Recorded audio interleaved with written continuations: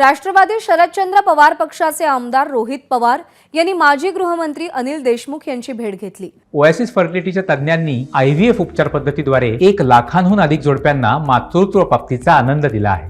मोफत appointment book करण्यासाठी आजच संपर्क साधा। आणि यावेळी त्यांनी कर्जत जामखेड कधीच सोडणार नाही, आपल्याला गेल्या वेळेपेक्षा जास्त मताधिक्य मिळणार असा विश्वास व्यक्त केला। तर अनिल देशमुख जर देवेंद्र फडणवीसांविरोधात लढत असतील तर त्यांना आमचा पाठिंबा असेल असंही वक्तव्य रोहित पवारांनी केलंय।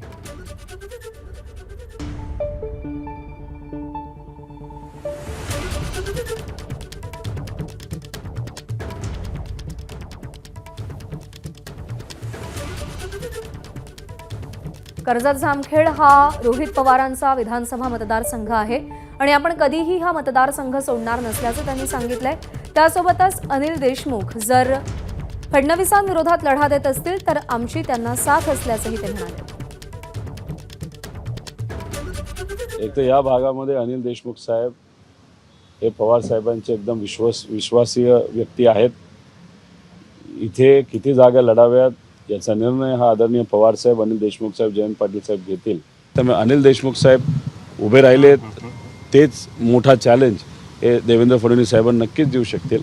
पण तसंच काँग्रेसचे पण काही उमेदवार आहेत जे तिथं असणाऱ्या देवेंद्र फडणवीस साहेबांना चॅलेंज देतील। पण एक सांगतो, या महाराष्ट्रामध्ये हे सर्व महायुतीचे नेते त्यांना त्यांचा मतदारसंघ सुद्धा सोडता येणार नाही अशी परिस्थिती या इलेक्शनमध्ये येणार आहे।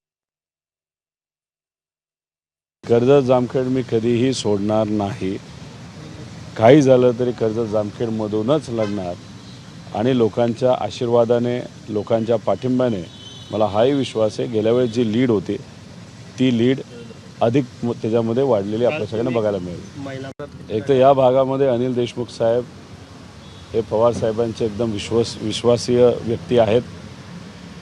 इथे किती जागा लढाव्यात याचा निर्णय हा आदरणीय पवार साहेब, अनिल देशमुख साहेब, जयंत पाटील साहेब घेतील।